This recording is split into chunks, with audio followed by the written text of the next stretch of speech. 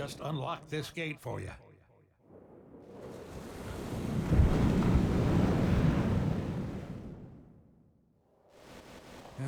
Got the key right here. There we go. Destroy that gun and no dawdling.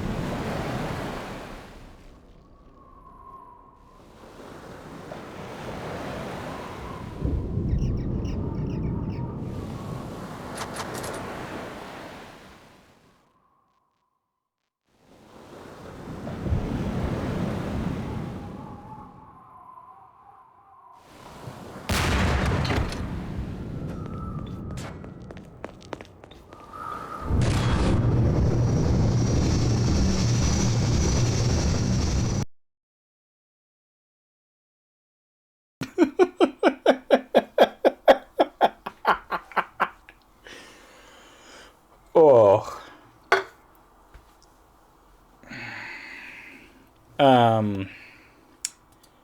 Да, это было тупо, потому что вертикальная синхронизация не дает кадрам работать. Да. Да.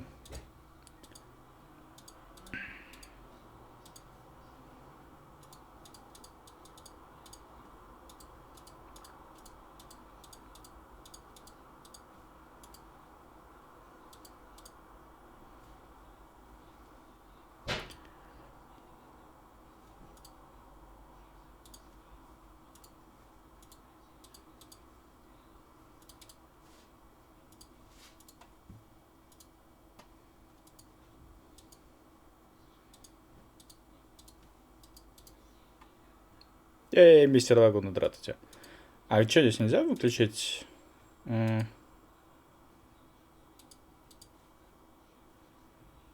Соотношение сторон int. То есть тут нельзя выключить вертикальную синхронизацию. Зачем мы тогда встроили в тест FPS? Старые Volvo, конечно, занимались этими вещами как-то по-дурацки. Так. Включить, конечно.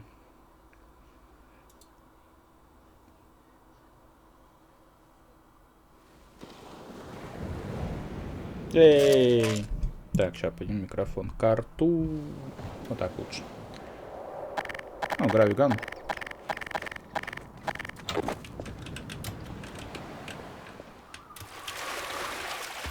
Она же вышла перед, после второй Half-Life, ну, само собой.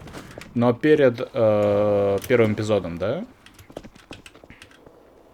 Или после первого эпизода? Вот это тот самый корабль, в котором сейчас пролет был. После первого эпизода? А, то есть я нормально играю, лол. Я боялся, что я зря не запустил игру. О, тут комментарий есть. The remains of the ship in front of you were once part of a puzzle we cut out of the Lost Coast. The original design of the puzzle was based on the idea of the player and the fisherman cooperating together to solve something. This was the type of puzzle we'd always wanted to attempt in Half-Life 2. Unfortunately, as development on Lost Coast neared the end, and this puzzle still wasn't finished, we decided to cut it. It's always painful to remove work, so we've tried to evolve a process for making those kinds of decisions. For example, with this puzzle we asked ourselves, is this puzzle actually fun? If not, how much work does it need to be fun? Does this puzzle fit within the purpose of Lost Coast? Would our customers appreciate this puzzle being finished more than they would appreciate, say, soldiers rappelling off the cliffside? In the end, it made more sense to put this problem on the shelf with other interesting ideas and come back to it later.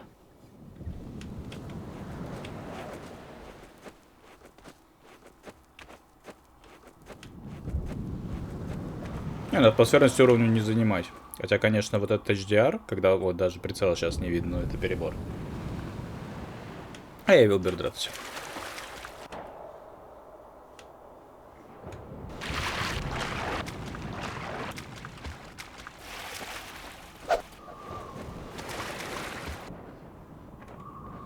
Когда-нибудь человечество, конечно, создаст компьютер, которым Half-Life 2 не будет притормаживать.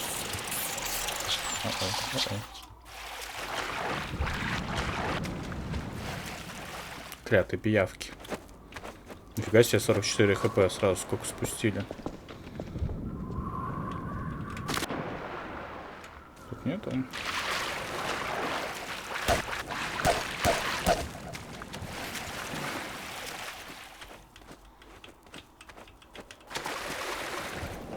Модель корабля, конечно, красивая.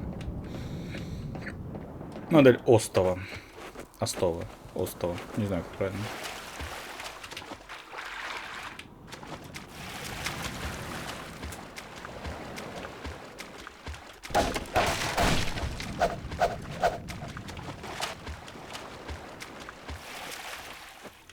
Hi, this is Geiba Nьюэлла, and welcome to the Lost Coast. Молодой голос Гейба In this Ньюэлла. tour, we're going to be talking about a new graphics technology we've been developing called High Dynamic Range, or HDR. We'll also be giving you some insight into the design and production challenges we faced during the construction of the Lost Coast. First, a quick explanation of the commentary system. To listen to a commentary node, put your crosshair over the floating commentary symbol and press your use key. To stop the commentary, put your crosshair over the rotating node and press your use key again. Some commentary nodes may take control of the game for the purpose of showing something to you. In these cases, simply pressing your use key will stop the commentary.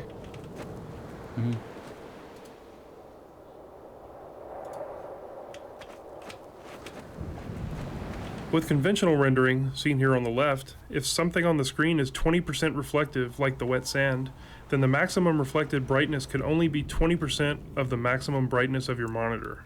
HDR's more accurate simulation of light ensures that the sun's reflection on this wet sand appears as it would in the real world, which could potentially use 100% of the maximum monitor brightness. HDR uses bloom to simulate light that is beyond 100% of a monitor's maximum brightness. Да, этот блум не выглядит хорошо. Я, конечно, понимаю, что ограничения технологий того времени, они как-то, ну, то есть, understandable, но... Что-то я не вижу чаек под ним и над ним. Флап. When the art team started to think about a location that would demonstrate the power of HDR, a beach was one of the first choices we made. The visual relationship between the sky, the water, and the rocks is something we could not achieve without HDR. In order for high dynamic range to correctly simulate the light's interaction with the surfaces around you, like these wet rocks, we needed more precise information about the surfaces than we've had in the past. And now going forward, we're modeling textures in 3D packages to ensure that the physical information encoded in the texture allows HDR to correctly bounce light off the surface. We also designed the colors and values of each surface to ensure they will be correct across all exposure levels. Вот это вот слизь Xbox 360 эры. Да, ее, конечно, ничем не спутать. Это Ичлан, здравствуйте.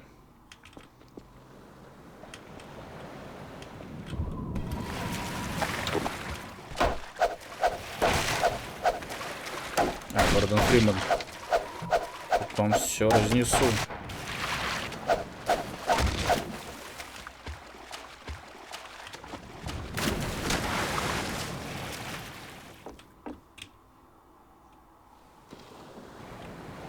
The process of building characters in Half-Life 2 taught us many things. By the end, we believed we'd figured out a more effective process for designing and constructing characters.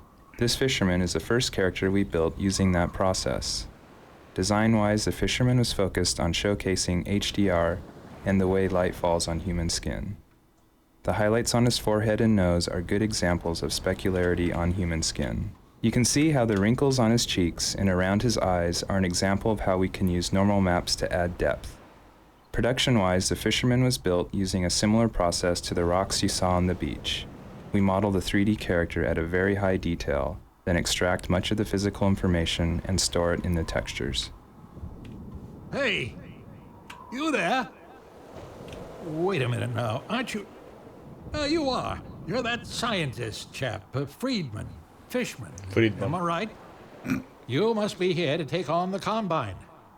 Not sure what one man can do, but no other reason to visit St. Olga at a time like this. I'll take you to where they made their base, or as far as I can, at any rate. Ой, гарпун.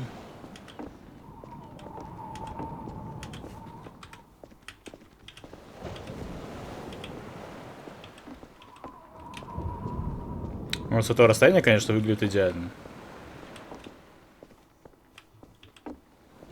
То есть вот геометрия объекта гораздо хуже, чем текстура.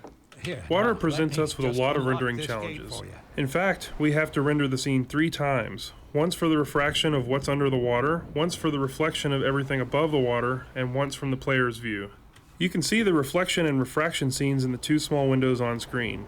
In the refraction, we calculate per pixel how much water you're looking through to do a volumetric underwater fog to simulate particulate matter.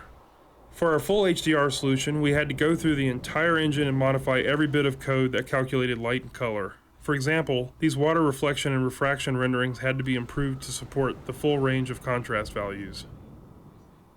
Это всегда видно было, потому что да, обновления, которые сделали в Half-Life в эпизод 2, они сильные.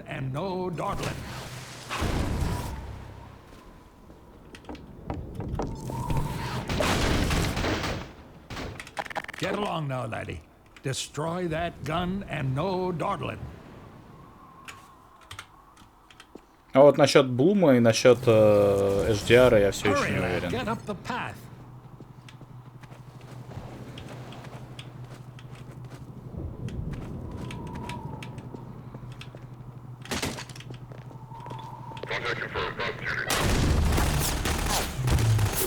Блин, уже потерял гарпун.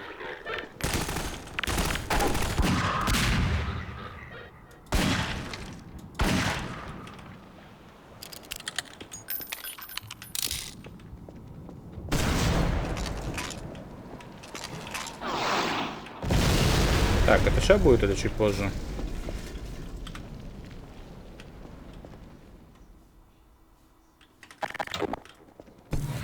Чуть позже, значит.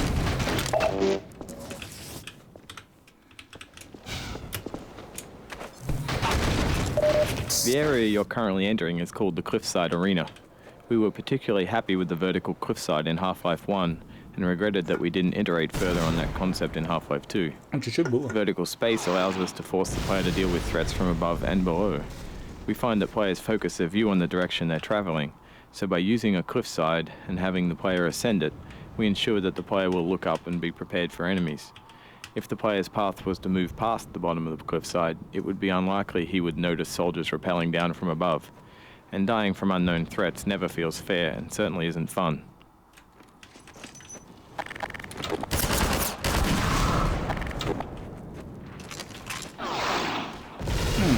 Так, мы если уходим отсюда, то надо сделать очень важную вещь.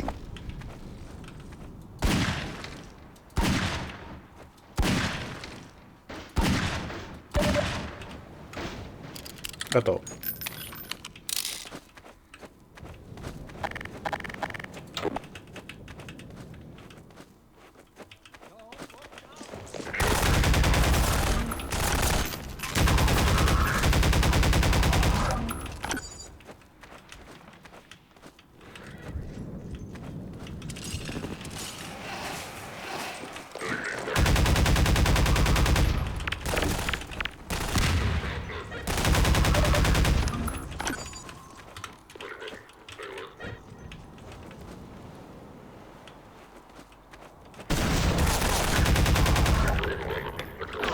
Как он это сделал? закончились.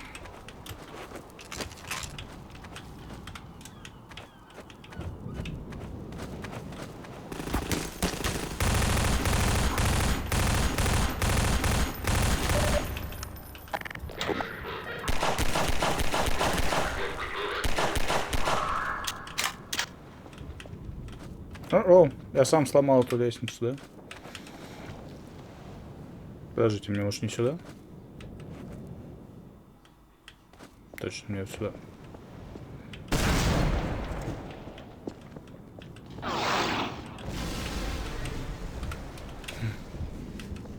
Этот город на настоящий вообще никак не похож, конечно. Вольво только, наверное, Валекс научилась рисовать города похожими на что-то в реальности. One of the features of our HDR solution is dynamic tone mapping. The easiest way to think about dynamic tone mapping is that it's a method of simulating the way the human eye reacts to light. In the real world, you've probably walked into a dark room and noticed your eye adjusting to the darkness, letting you see better after some time. Or you've walked out into a bright day and been blinded by the sun, only to have your eye adjust and allow you to see normally. Your iris is adjusting itself in response to the amount of light hitting your eye. Dynamic tone mapping simulates this by automatically adjusting the exposure of the scene to mimic the behavior of your iris. You can see this as the view moves from the dark tunnel to the bright sun and back again. Here, you can see the way we calculate the amount of light hitting the player's eyes. We take a snapshot of the scene, measure the brightness levels, and then use that to adjust exposure. We consider light at the center of the screen more important than at the edges to better simulate the geometry of the eye. С одной стороны, да, с другой стороны, вот в реальности кто-нибудь видит, я не знаю, вот такое свечение, когда смотрит из темноты куда-то. Ну, то есть, ну... Не, на момент технология была, конечно, офигенная, но ее нужно было аджастить сильнее, и она слишком долго реагирует на изменения сцены.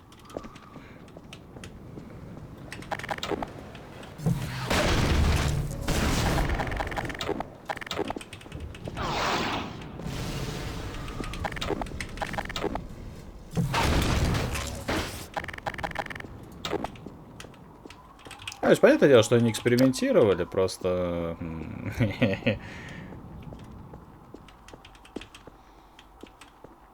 В R5 это получше сделано, да, кстати говоря. The courtyard in front of you is a space we call an arena. Arenas are built to hold the player for a period of time and usually contain combat or some other challenge. They often have multiple entry points for enemies, along with a gate of some kind to prevent the player moving on until the challenge has been completed. In this case, the arena is free of enemies until the player solves a puzzle and triggers an alarm. This is a method that allows the player to explore the arena and get a sense of its space before being forced to fight in it. It adds a sense of uneasiness to the player, who's expecting to be attacked now that they've reached the goal set for them at the start of the map. The break in the action here is also a crucial part of the level's pacing. It allows the player to recover and explore the world a little after being attacked on the way up the cliffside. Не все разработчики в нашем мире понимают, что игроку надо давать время посмотреть, походить по арене. И да, то есть покопаться на ней, поискать что-нибудь и просто отдохнуть.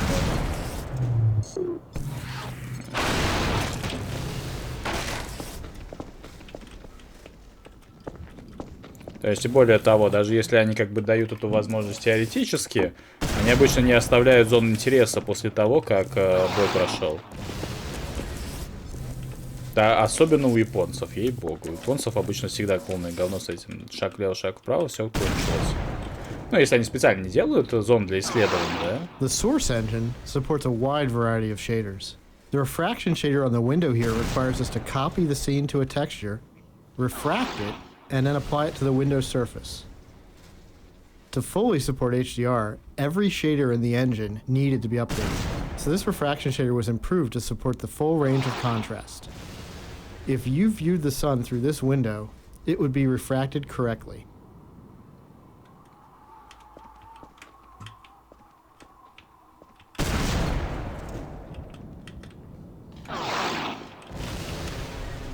Вот это окно, конечно, взрывало мозг реально. Наверное, больше всего остального, что было. We wanted to transition from a bright, wide-open space into a tighter, closed one to showcase HDR's dynamic tone mapping. We also like to focus on contrasting elements in our settings, like ancient human architecture and futuristic combine technology. A monastery fit these requirements perfectly. Monasteries are generally isolated, unlit, and built ages ago. They provide a great backdrop for the contrasting combine technology. When we build fictional settings, we try to ground them by basing them off a real-world location. We use this location as a design constraint that forces a logical consistency behind the art choices. Churches are great dramatic spaces. They're often lit naturally with extremes of darkness and brightness, which makes them a great showcase for HDR. Gothic churches are the sober monochromatic spaces that you've seen in almost every horror movie or game. Byzantine churches, on the other hand, are very colorful and have a large variety of materials. We wanted that color and material variety to show off our HDR reflections. Churches are great. Православные церкви в этом вашем Half-Life.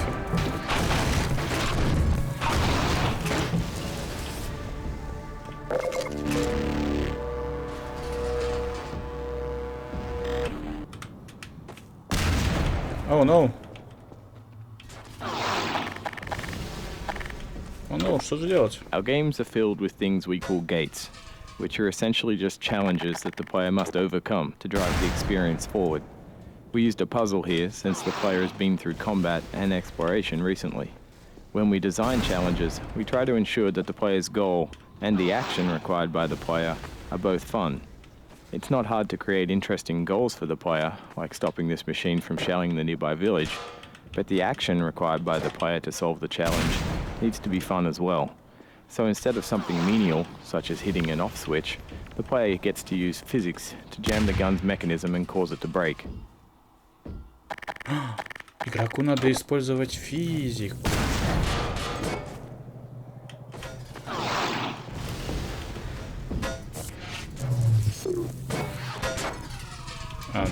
Извините.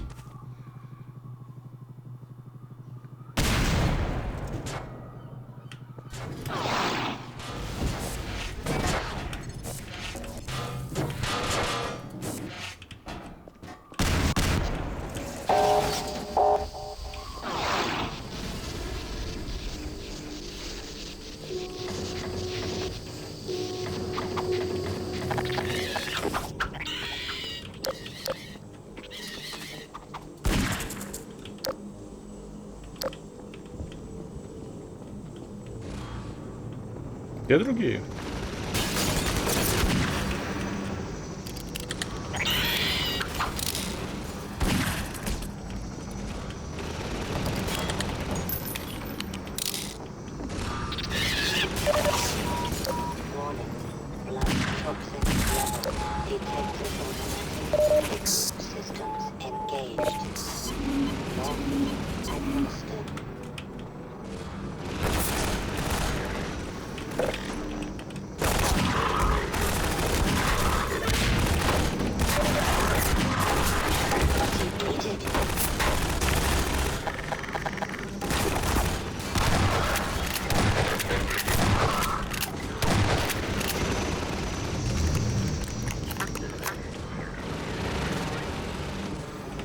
Вот эта сцена слишком засвечена.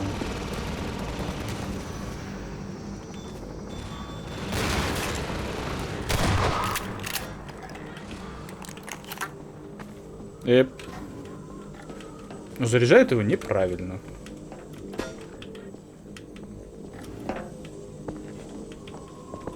А, мы вернулись в дворик.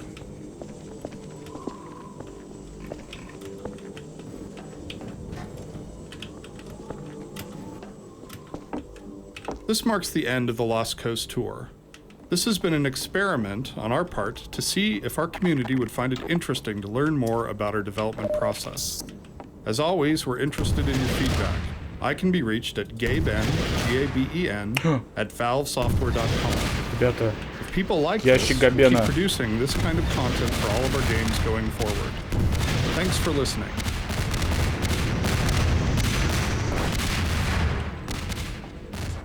Этот вертолет даже не сопротивлялся.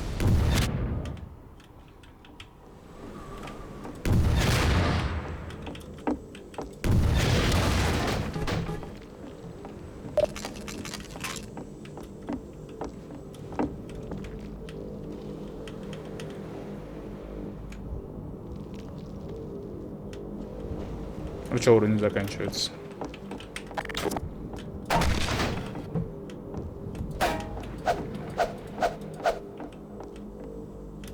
Конец игры. О.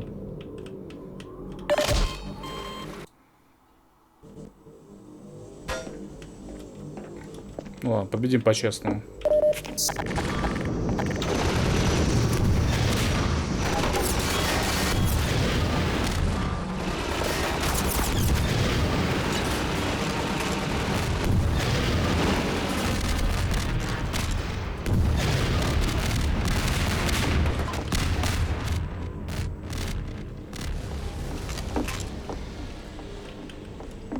Три ракеты на легком уровне сложности. Вау. Что, не собирается заканчиваться?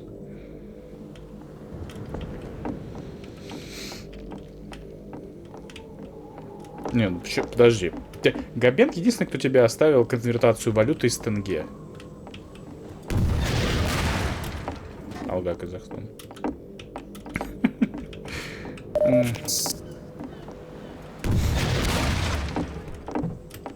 Странно, мне казалось, что уровень здесь заканчивается после победы над вертолетом.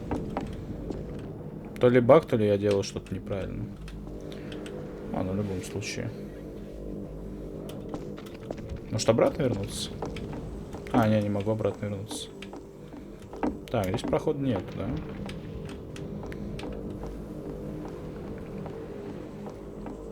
да? Нет, а он вышел? Так, ну ладно, тогда.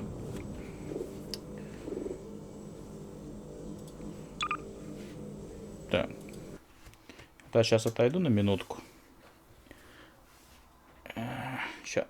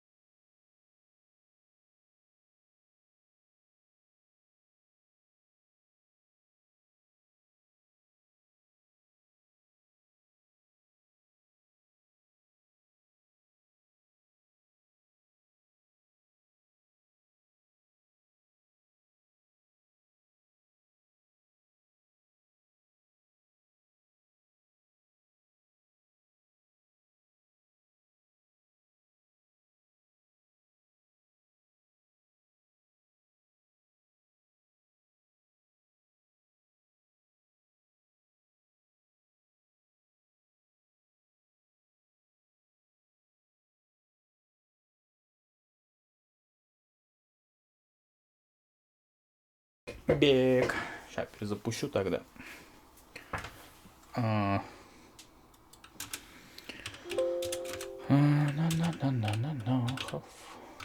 Life 2. 500.